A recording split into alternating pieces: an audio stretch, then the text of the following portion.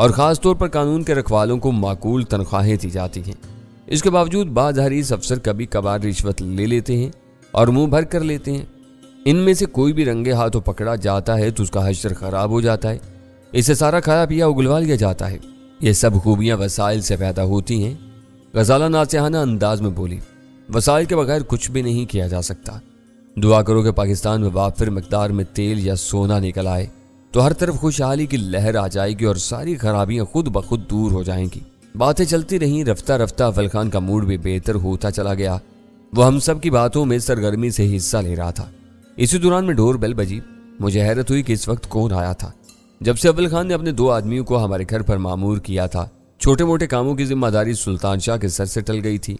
इनमें से किसी ने दरवाजा खोला तो मेरे कानों में जलाल की आवाज आई, चले आओ, यहाँ कोई पर्दादार नहीं रहता। मैंने उसके इस्तकबाल के लिए अपनी जगह छोड़ते हुए हाँक लगाई और उसकी हंसी की आवाज कदम ब कदम करीब तर आने लगी। वो हंसता मुस्कुराता हुआ हमारे साथ आ मिला। हर एक ने उसकी गैर मुतवक्का आमद पर गर्मजोशी से उसका इस्तकबाल किया। तुम पहले से किसी इतला के बगैर कैसे कराची आ गए? वीरा ने शौकी से सवाल किया। तुम कराची वाले हमें चैन से कहाँ बैठने देते हो? अचानक दौड़ लगानी पड़ गई। गोपाल ने कुछ अहम बातों का जिक्र शुरू कर दिया है, उसने इंकशाफ किया। तो क्या गोपाल अभी तक कराची में है? अव्वल खान ने हैरत से पूछा। इस कुमाश के कैदियों के लिए इस वक्त हमारे पास सदफ मेंशन से बेहतर कोई ठिकाना नहीं है। इस्लामाबाद में शायद कोई मौजू इमारत दस्तयाब ना हो, लेकिन पिंडी में बेतेरी आसेबी इमारतें मौजूद हैं जहाँ घुसते हुए आदमी का दम निकलता है। गोपाल के लिए यहाँ तक आने की बजाय तुम उसे पिंडी बुलवा सकते थे। मैंने अव्वल खान की तरफदारी करते हुए कहा। नहीं, जलाल ने सर हिलाते हुए जवाब दिया। सदफ मेंशन में कुदरती तौर पर वो सारे अनासर और अवामिल मौजूद हैं जो कैदियों को आसानी से आसाफ ज़दा कर देते हैं। कुछ दिनों में पिंडी में भी इसका मुतबादल तैयार किया जाएगा।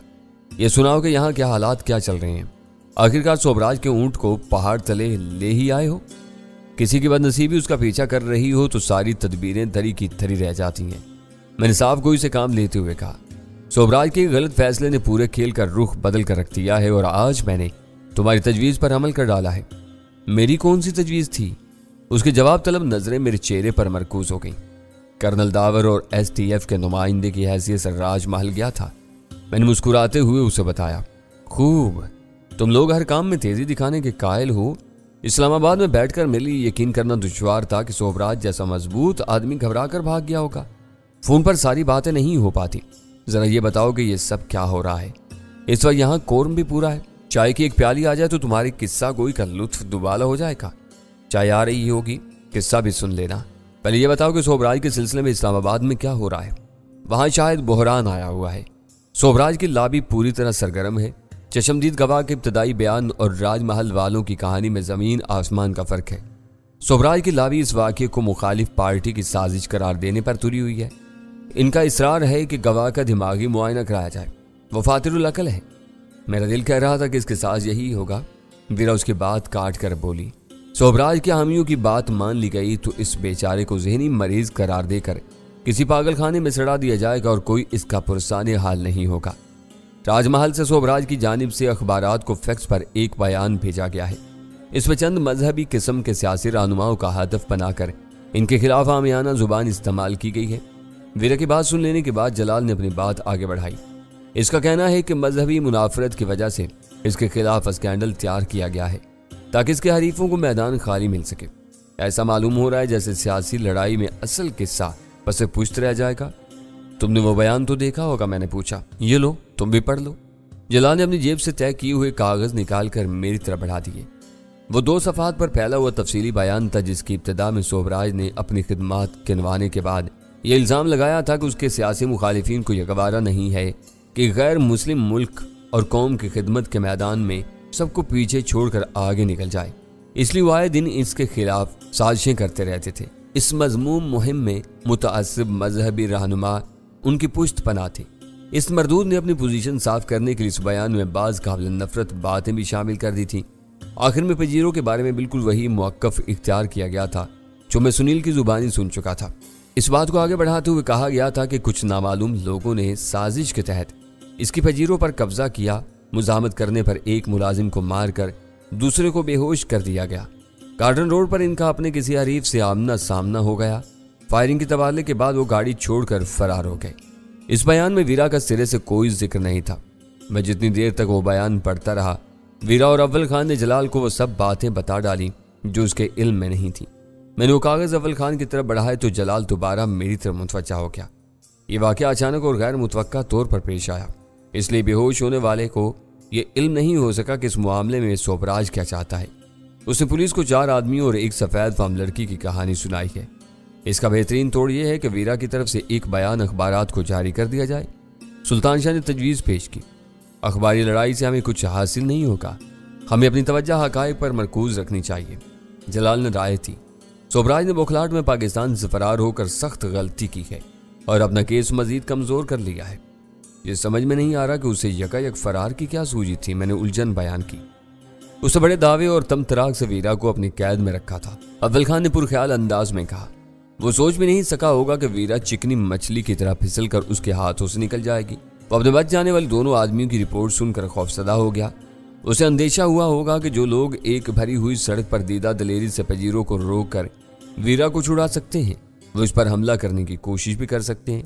अपने बकिया 2 आदमियों के बारे में उसने फर्ज कर लिया होगा कि वो मारे गए। वो कुछ देर तक शहर में रुककर असल वाकयात का पता चला लेता तो शायद यूं मैदान छोड़कर न भागता। ये सब दिल बहलाने की बातें हैं। जलाल ने उसकी बात काट दी। असल बात यह है कि जिस पर बुरा वक्त आता है उसकी अकल पर पर्दे पड़ जाते हैं। सोबराज फरार न होता तो इस वक्त उसकी पोजीशन इतनी खराब न होती। इसके सारे हमायती मिलकर भी वो काम नहीं कर सकते जो वो तनहा कर सकता था। फिर इस्लामाबाद में क्या फैसला होने की उम्मीद है, मैंने सवाल किया। वहां मुज़ाकरात के साथ पसे पर्दा सरगर्मियां भी पूरे जोरों शोर से जारी हैं। कुछ नहीं कहा जा सकता कि ऊंट किस करवट बैठेगा। अगर हालात यूं के तू रहते हैं तो तुम इसी तरह अलग थलग रहोगे। मजबूरी है, तुम्हारे जहन में कोई मुतबादल राह आती हो तो वो बता दो, मैं इस पर चल पड़ूंगा।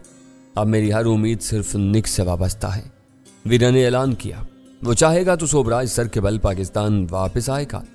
एक बार वो पाकिस्तान आ जाए तो फिर ये केस तुम्हारा होगा। मैंने जलाल से कहा, वो गद्दार है और गद्दारों की सर को भी तुम्हारा फर्ज है।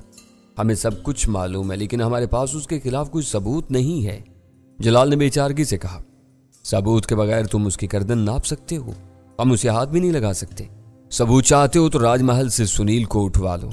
4 चोट की मार पड़ेगी तो वह मान लेगा कि सोबराज के हुक्म पर उसने अर्जुन को मारा था। अपने इस एक जुर्म पर वो दोनों फांसी के फंदे तक पहुंच सकते हैं। हमें पहले सबूत दरकार होगा, इसके बाद हम राजमहल का रुख कर सकेंगे। ये भी आसान नहीं होगा, हमें सूरत में भी क्लियरेंस लेनी पड़ेगी। जलाल ने रसानियत से कहा, क्लियरेंस लेने के लिए हमें पहला सबूत दरकार है। इसके बाद हम सुनील तो क्या सोबराज से भी सब कुछ उगलवा लेंगे। मैं खाली उस जहनी के आलम में उसका चेहरा तकता रहा। फिर अचानक मेरे जहन में एक ख्याल कोंदा बनकर लपका। मैंने पुरजोश लहजे में कहा, शायद हमारी अक्लों पर भी पर्दे पड़े हुए हैं। सबूत तुम्हारे पास है, तुम जब चाहो उसे गद्दारी के इल्जाम में पकड़ सकते हो। तुम्हें ऐसी क्या बात याद आ गई कि जोश से सुर्ख हुए जा रहे हो? वीरा ने संजीदगी से पूछा। सामने की बातें हैं, बार बार दोहराई जा रही हैं, मगर हम इन्हें भूले हुए हैं। वो पाकिस्तान से इसलिए नहीं भागा कि उसे अपने ऊपर हमला होने का खौफ था। मैंने उसी लहजे में वीरा को जवाब दिया।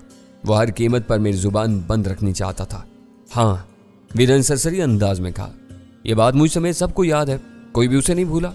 अपना ये मकसद हासिल करने के लिए पहले उसने धमकी दी थी कि मैं उससे महाज आराई जारी रखूंगा तो वो अव्वल खान को मरवा देगा। इसके बाद तुम बहुत ज्यादा बहादुर बनकर उसके इंटरव्यू के लिए जा पहुंची तो उसकी गाग नजरों ने तुम्हें पहचान लिया। तुम्हें पकड़ लेने के बाद उसकी पोजीशन बहुत मुस्तहकम हो गई। मैंने मुकर्ररा वक्त पर इसे फोन किया तो तुम उसकी कैदी बन चुकी थी। इस बार उसकी धमकी तब्दील होगी। उसने खुलकर कहा कि मैंने उसके खिलाफ लबकुशाई की तो वो तुम्हारा हश्र खराब कर देगा। मुझे ये भी याद है, तुम इन बातों को क्यों दोहरा रहे हो? गुफ्तगू मेरे और वीरा के दरमियान महदूद होकर रह गई थी। दूसरे अफराद खामोशी और हैरत से हमारे मुकालमे सुन रहे थे। इसके लिए किसी और बात की अहमियत नहीं थी, लेकिन मैं ये राज जान चुका था कि उस सोबराज से कोबरा किस तरह बनता था। ये बात फैलते ही उसकी सारी इज्जत और साख खाक में मिल जाती। वो कद्दावर सियासी रहनुमा के रुतबे से गद्दार वतन की पोजीशन भी आ जाता। तुम्हारे फरार की खबर सुनते ही उसे हौल आने लगे होंगे कि वो मेरे मुकाबले में निहत्ता रह गया था। मुझे खामोश रखने के लिए उसके पास कोई हथियार बाकी नहीं रहा था। मैं शहर भर बल्कि मुल्क भर में उसका भांडा फोड़ दूंगा। वो यहाँ से भाग गया, मैं दूसरों को क्या कहता। अफरा तफरी और परेशानी की वजह से वो बात इसी वक्त मेरी समझ में आई थी। मेरा अंदाजा तब्दील हो गया। बात समझ में आने के बाद ये भी अंदाजा होने लगा था कि वो अपने खासे असासे समेट कर अपने साथ ले गया होगा। सुनील ने मुझे बताया कि उसके अहले खाना गाँव गए हुए थे। मुझे वो बयान भी मुश्तबा नजर आने लगा। मुमकिन था कि वो लोग भी बाद की किसी परवाज से पाकिस्तान से बाहर निकल गए होंगे। सोबराज के नुक्ता नज़र से ये बात कयामत से कम न होती कि मैं उसके कोबरा होने का राज फाश कर देता। उसके चुंगल से वीरा की आज़ादी के बाद मेरे ऊपर सोबराज का ऐसा कोई दबाव बाकी नहीं रहा था जो मुझे अपनी जुबान बंद रखने पर मजबूर करता। मुझे पूरी बात बताओ, मैं उसके ताबूत में आखिरी कील ठोंक दूंगा। मुझे खामोश पाकर जलाल ने हैजानी आवाज में टोका। वो कोबरा बनकर राह के एजेंटों और प्री ब्लैक कैट्स को खुली मदद और रहनुमाई फराहम कर रहा था। उसका बेहतरीन गवाह गोपाल है जो इस वक्त तुम्हारी कैद में है। इस बार मैं बराह रास्त जलाल से मुखातिब हो गया। तुम सोबराज को नकाब पोश बनाकर इसे गोपाल के सामने ले जाओगे तो वो इसे कोबरा की हैसियत से पहचान लेगा। इसके चेहरे पर दाढ़ी लगाकर इसे अर्जुन के होटल में ले जाओगे तो सब लोग उसे हशमत समझकर दूर से सलाम करेंगे। वो 3 नाम है मगर शख्सियत एक ही है। तुम्हारी बात वाजे है? जलाल ने मेरी बात पूरी होने से पहले कहा। अर्जुन केस के सिलसिले में हशमत का नाम पुलिस के रिकॉर्ड पर है। इसका फैसलाबाद का पता जाली साबित हुआ था। उसकी गर्दन में शिकंजा डालने के लिए उसका यही एक जुर्म काफी होगा। बाकी बातें वो खुद उगल देगा। अब मुझे उसके खिलाफ क्लियरेंस मिल जाएगी। मैं दाढ़ी के साथ उसकी तस्वीरें बनवाकर होटल के अमले से शिनाख्त करवाऊंगा। मैं इस मशक से गुजर चुका हूं। अव्वल खान ने हंस कर कहा, तुमको 100% कामयाबी होगी। मैं यही कह रहा था, हम बहुत कुछ कर चुके हैं लेकिन इस वक्त सब भूले हुए थे। मैंने कहा, असल बात यही है कि वो तुम्हारी मालूमात से खाइफ है। जलाल ने मेरी तायद की। हैरत है कि हम सब ने इस अहम नुक्ते को फरामोश किया हुआ था कि उसका कोबरा या कम अज कम हशमत होना आसानी से साबित किया जा सकता है।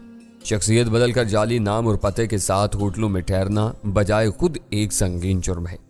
इसका एक जुर्म तुम्हें राजमहल में दाखिले की इजाजत दिलवा दे तो उसके बाकी जराइम के सबूत खुद ब खुद सामने आते चले जाएंगे। वीरा ने सिगरेट सुलगा कर कहा, यह मानना पड़ेगा कि हम लोगों में डैनी का जहन कुछ ज्यादा तेजी से काम करता है।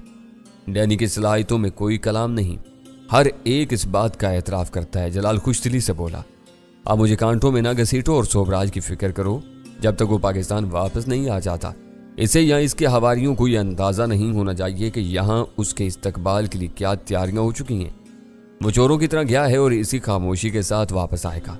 काश मुझे उसकी परवाज की तफसील मालूम हो सके तो मैं उसे एयरपोर्ट ही से गिरफ्तार करने का मशवरा दूंगा।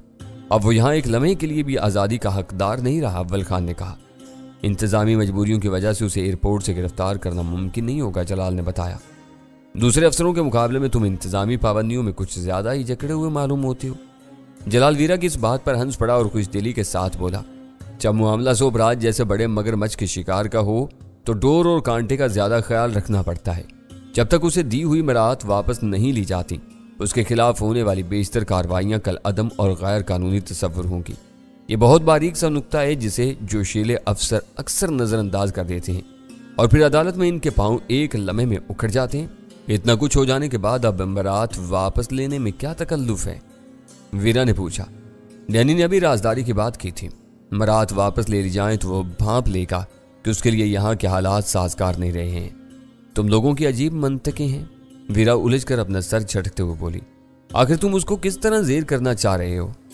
जुबानी तौर पर सारी तैयारियां मुकम्मल रहेंगी। मुनासिब मरहला आते ही दोनों काम एक साथ होंगे। मराद के वापसी का खत जारी होते ही उसकी गिरफ्तारी का वारंट तैयार हो जाएगा। इसलिए मैं अपना होमवर्क आज ही से शुरू कर दूंगा। ये फनी बारीकियां तुमको मुबारक हूं, मैं इनमें नहीं पढ़ना चाहती।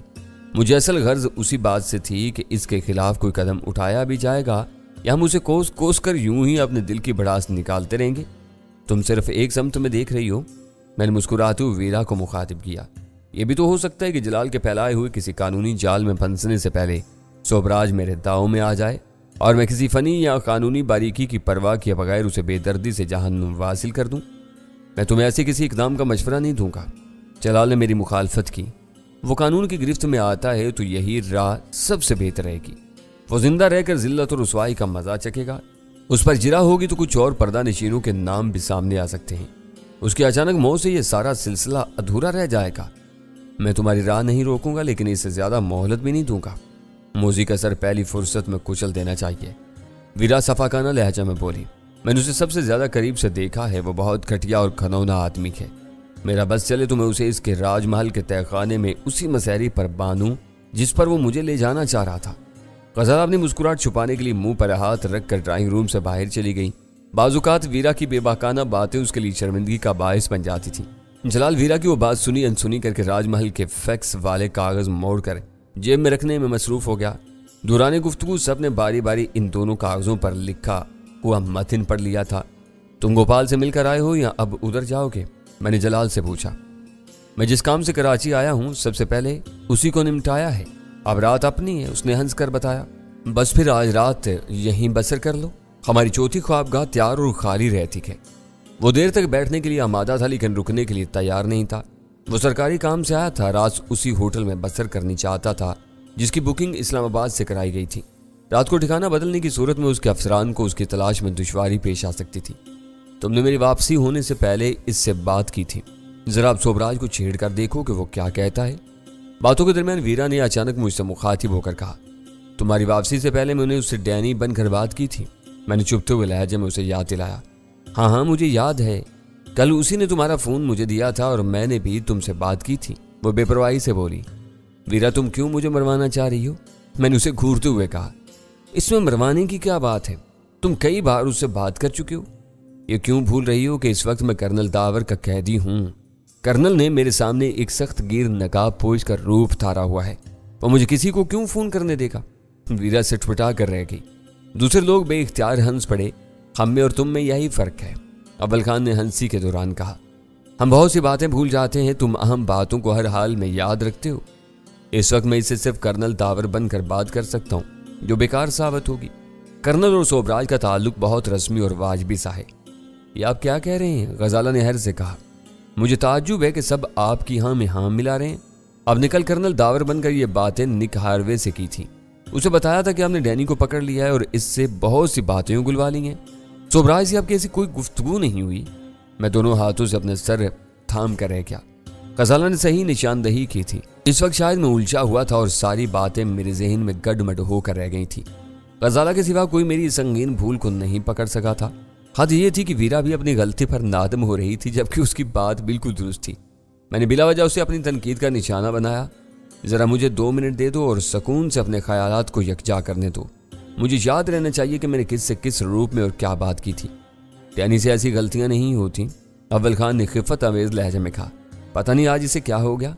ज़हन पर जरा सा जोर देने से मुझे याद आ गया कि पिछले दिन मैंने कर्नल दावर बनकर निक से बात करते हुए ये कहा था कि डैनी मेरा कैदी बन चुका है।